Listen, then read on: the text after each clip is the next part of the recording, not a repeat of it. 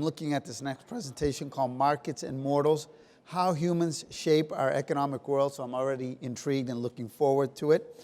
Our next speaker is Jodi Beggs. She is an economist, Northeastern University, she's been introducing economics to people in ways that are not just informative, but practical and fun. That is her goal. I love that. Her primary areas of interest are behavioral economics, incentives, and consumer behavior, but she also focuses on analyzing the impact of public policies and social programs, particularly on education. She's a lecturer at Northeastern University. She's also an economics writer for About.com and other publications. Her website, Economists Do It With Models, I like that, presents written and video tutorials both for classroom use and general knowledge. She advised Paul Allen's and Morgan Spurlock's We the Economy series. She collaborated with other academics on a book outlining the economic lessons in The Simpsons, and is working on a book about the economics of the music industry.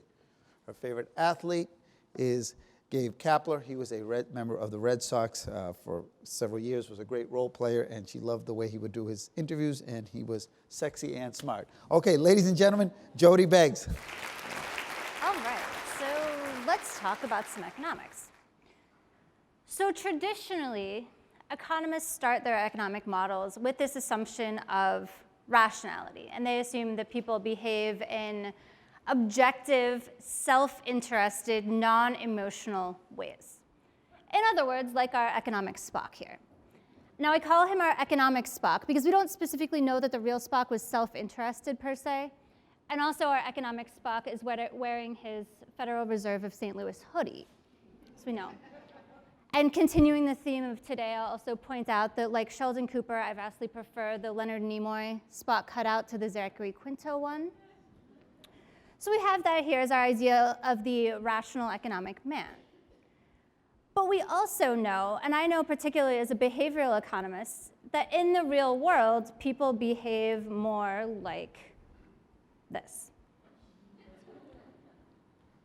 And the issue here is that usually the way that economists describe this is we describe irrational behavior as mistakes. And we talk about these deviations from rationality as though they were purely a bad thing. And that actually leads us to take somewhat of a prescriptive view and suggest that maybe it's the case that society would be better if everybody acted like our economic Spock. And some people have even taken this so far to say, well, if this economically rational behavior leads to optimal market outcomes, well, why don't we just take all these like-minded Spock individuals and put them on a floating libertarian self-organized island with no regulation, and that should be super awesome. To be fair, there are a lot of cases where that type of behavior does lead to good market outcomes and things that are actually productive for society. You know, in a world of a bunch of economic Spocks, we wouldn't have housing market bubbles, we wouldn't have asset price mispricings, we wouldn't have a lot of those issues that we see that arise when people get into markets. So I'm not trying to say that all of this Spock-like behavior is bad, but what I am going to make the case for is that there are some of these mistakes that might actually be good for markets and good for society. I guess in other words, what I'm saying is that as a behavioral economist, I'm a little skeptical of the desire to live on this floating libertarian island here, although you've got to admit that it looks pretty awesome. So we can think about identifying examples where these mistakes or these irrational behaviors are actually productive. And as a starting point for our discussion, let's consider a story that's been in the news a lot lately. So earlier this year, a company called Turing Pharmaceuticals bought the manufacturing rights to a drug called Daraprim. And shortly after doing so, the company's CEO raised the price of the drug from about $13.50 per tablet to $750 per tablet. This doesn't sound good. People were super mad. Despite what the internet would have you believe, however, the company's CEO wasn't actually trying to be evil per se. He was just acting like our economic Spock and maximizing profit. I thought in fairness I would give you the same version of the slide that I gave to my students in my lecture. But this is something that our economic Spock would do. In this particular case, however, this self-interested behavior was actually not optimal for society. Because what was actually happening was that this profit-maximizing price was arrived at because this company had a regulatory loophole by which they had monopoly on this drug. So what we can see in that particular case is that this self-interested behavior was not actually good for markets. The public outrage that eventually convinced the CEO to at least say that he was going to lower the price of the drug then, rather than making markets less efficient, actually made markets more efficient. So what we're seeing is an example of good behavior or good market outcome or increased efficiency that's resulting from people being human rather than economic Spocks. And to further that comparison, economic Spock wouldn't have a reason to care. He wouldn't have a reason to write angry things on the internet. He wouldn't have a reason to put this public pressure in place unless, of course, he got toxoplasmosis from his cat or something like that and was affected by this directly. I actually looked it up, and Spock did actually have a cat, but it turned into a woman. It got really weird really quickly, but not altogether an unreasonable scenario. So we can think about, well, what's going on in these cases? It seems like people have preferences for things other than just their own utility from what they consume. So can we generalize this principle, or was this just an isolated incident? So let's think about a game that economists like to look at a lot. So this is called the ultimatum game, and I would like to give the disclaimer that not everything economists call a game is actually fun, so my apologies. But the game works as follows. You have a player 1 and a player 2. The player 1 has the task of deciding on a split of, let's say, $10 between himself and player 2. So maybe he could say, I want to give myself $7, give the other guy $3, $6, and $4, and so on. And we can see, on our diagram, I just said the payouts to each of the people. The first one would be, some number x, and then the payout to the other one, the player 2, would be some 10 minus x, right? The player 2 could then accept or reject the offer. If the player 2 accepts, that split happens. If player 2 rejects, nobody gets anything. So we can think in this game, well, what would two economic Spocks do? And we will get the following. That our Spock 1 would anticipate that Spock 2 would take anything that's better than nothing and say, well, I want to keep as much as I can for myself, so I'm going to offer this dude a penny. He's going to accept it because a penny is better than nothing. And we get to a predicted rational outcome, but we get one that shows a high degree of unfairness. So then we can ask ourselves, well, what would actual people do? And judging from the looks on your faces, as I just explained what the Spocks would do, I'm guessing not this. So when we have actual people play this game, we notice two things. First, people tend to reject offers that are less than 20% of the pool to go around, so less than $2 in this case. We also notice that people in the position of the player 1 are unlikely to offer a split that's even that unequal in the first place. So we see two effects happening that deviate strongly from what we actually expect our economic Spocks to do.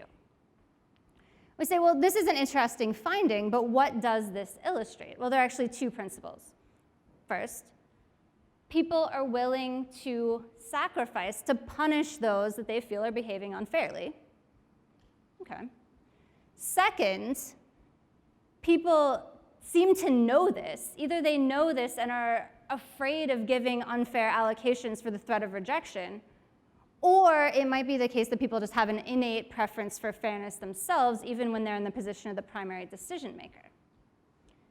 You can say, well, why does this matter for markets? Well, if you think through that mechanism, if people are willing to reject transactions basically out of spite for fairness considerations, we have human behavior acting as an enforcement mechanism against unfair outcomes. We can ask ourselves, does this work in reverse? And we can see that in fact it does. So in one Harvard Business School study, subjects were asked about two hypothetical companies. One had a ratio of CEO to average worker salary of 1,000 to 1, and the other one had a ratio of CEO salary to average worker salary of 5 to 1.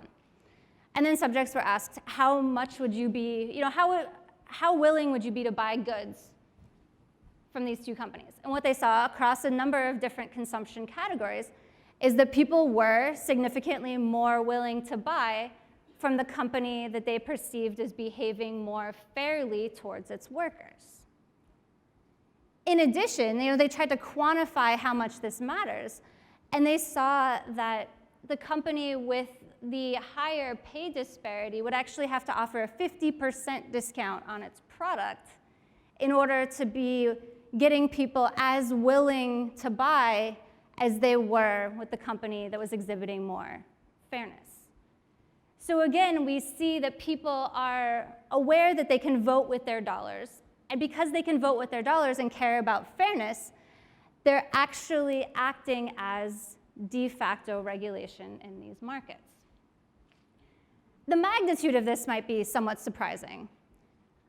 But if you think about it, this happens all the time, that we have people that are willing to pay more for goods that are sustainably sourced, or for goods from companies that exhibit good corporate social responsibility, and so on and so forth.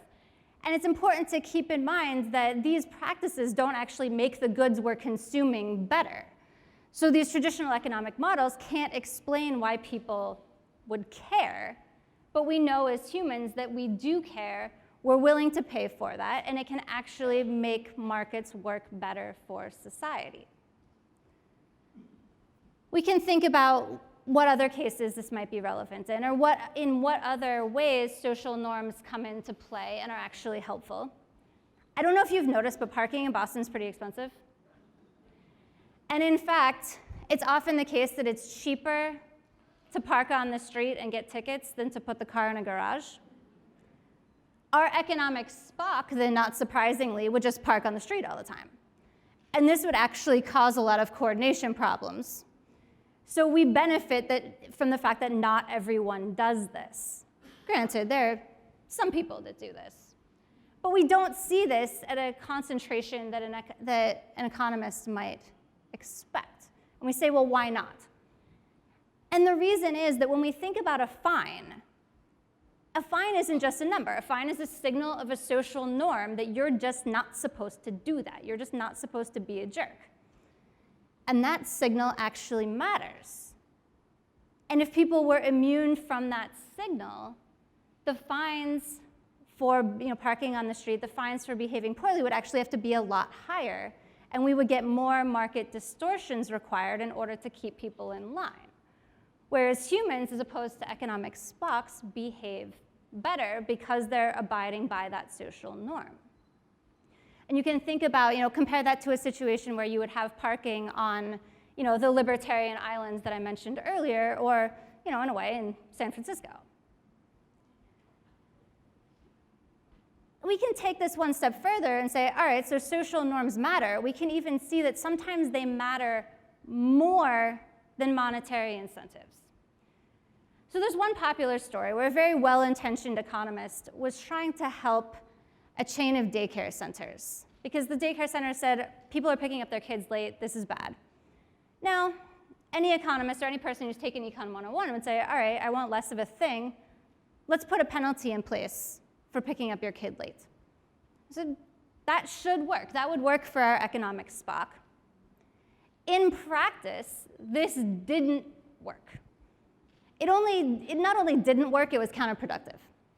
That you can see here, the daycare centers that actually instituted the penalty had more parents pick up their kids late than those that didn't. You said, well, wait a minute, how could a fine possibly be counterproductive? And the most common explanation is that without that fine, all you had was this social norm of don't be a jerk, don't make somebody stay late with your kid, because you do feel like a jerk if you show up late and you're not compensating someone for that. But by giving the opportunity to compensate, we basically encourage people to think like our economic Spock and do a cost-benefit analysis, and they say, yeah, it's worth it. I'll pay the penalty. I'll pick up my kid late. Not entirely surprisingly, the title of this paper is "A Fine is a Price." And so we can think about, we want to be careful that we have these powerful social norms that the economic Spock doesn't understand, but that humans do. And by regulating or expecting people to respond to the incentives designed for Spock, we may actually be hurting rather than helping the situation. And we see a lot of these examples. We see people are willing to donate to charity, people contribute to public goods, people even reuse their hotel towels more when they're told that a social norm is in place that they should do so. We even have a Nobel Prize winner. This is Elinor Ostrom, and she won a Nobel Prize in 2009 for describing how people self-manage to use resources in a sustainable way, whereas our economic Spock would lead to an outcome that's called the tragedy of the commons. That even without explicit regulation, people are more cooperative and lead to better market outcomes than economists often give them credit for. So, okay, we got, they donate to charity, people contribute to public goods, people act in all these pro-social ways that they're not necessarily given credit for because these are all counted as mistakes. Whereas economists, well, they would behave something like this. So this is an actual economist at George Mason University. He's a lovely person. He says, over the weekend, a crew came around my neighborhood offering to paint house numbers on the curb. Large, bold curb numbers, they pointed out, make it easier for emergency service workers to find houses in the dark. Good argument. The price was good, too. Then I noticed my neighbors were having their numbers painted, so of course I declined. The real lesson here is if you can avoid it, never live next door to an economist, at least not when house numbers go in some defined order, right? But the point here is if everyone is behaving like an economist, these sorts of goods would be characterized under the heading of market failures, and government would need to come in and fix that market failure.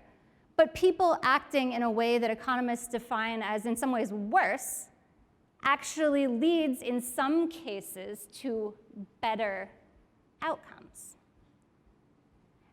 Now, I think I've made what's probably the world's first irrationality-based libertarian argument in existence. We're used to either seeing markets are rational, don't regulate, or people are irrational, regulate. I kind of did the opposite there.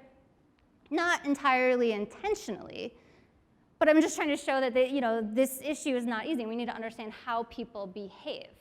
But the thing to keep in mind on the flip side is that relying on people to be good in order to have markets function well is somewhat fragile because there's nothing technically stopping people from not buying into a social norm.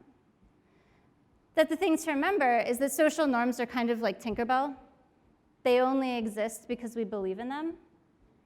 So as soon as someone doesn't, all of a sudden that enforcement goes away. And to make that point, what we actually see from the earlier pharmaceutical example is that guy who said he was going to lower the price without a legal requirement to make good on his word, he actually hasn't done so yet. So despite the fact that people can be good at self-organizing, I guess what I'm trying to say is, you want to understand that, but don't quite move to that floating libertarian island of rationality just yet. Thank you.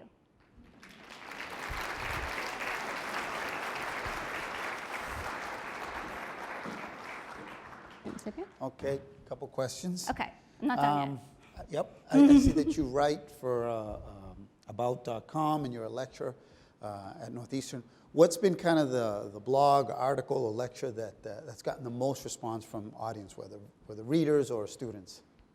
I think a lot of the things that people like are things that have to do with current events or things that are somewhat controversial that get a reaction. And for example, even the The example that I gave here was obviously economically relevant, but also very interesting to people because it gets at the emotions of fairness and thinking about how markets pursue fairness or inhibit fairness. Another thing that's gotten a lot of attention from people and people really like talking about is Uber surge pricing. That people have very strong opinions on this, whether or not they've thoroughly thought through the matter. And that's very clearly something that applies back to our Econ 101, our freshman economics. So it's something that we can talk about within that universe, and we can draw our supply and demand and talk about whether that's actually functioning well, the pros and cons of that, and we can also discuss the fairness aspects along with the efficiency aspects. So that's something that people really like talking about. How important is all this research to private companies and brands? It's incredibly important because, think about if you are developing marketing strategies, assuming that everyone's behaving like Spock here, and they're actually behaving like humans, they're not responding in the way that you're expecting. So any company, private companies, NGOs, nonprofits, whatever, as long as you're trying to interact with a particular audience, you need to understand what priorities that audience has. So this is incredibly important, and there are actually a lot of cases where identifying what consumers want and identifying what's good for the consumer or what makes it easier to market to the consumer is also actually good for private enterprise. Give us one economic lesson that you included in your book about economic lessons in The Simpsons. Don't ignore sunk costs. I even got it backwards. People are really bad at ignoring sunk costs. If you've incurred a cost and you can't get it back, put it to the side. Stop thinking about it. Don't be like Homer Simpson, who paid for the go-kart ride, had his butt go through the bottom of the go-kart, dragging his rear end on the pavement and saying, ow, ow, ow, ow, ow. He refuses to stop because his rationale is that he's going to get his money worth. Don't be that guy, is my point. And think about, once a decision is made, once you have something that's non-refundable, you can't get that money back, the best thing you can do for yourself is to counter the costs and benefits going forward. And don't be throwing, what's the saying? Throwing good money after bad. And people are really not great at thinking that through, but it's really, really important. It can actually avoid a lot of actual unproductive mistakes, not the mistakes that I described here. Very good thing. Hey, is there an economic Captain Kirk? No? I don't have one yet because there wasn't room for it in my office. But I have a particular fondness for Leonard Nimoy Spock here, so he usually sits in my office. Very good. Thank you. Thank you very much.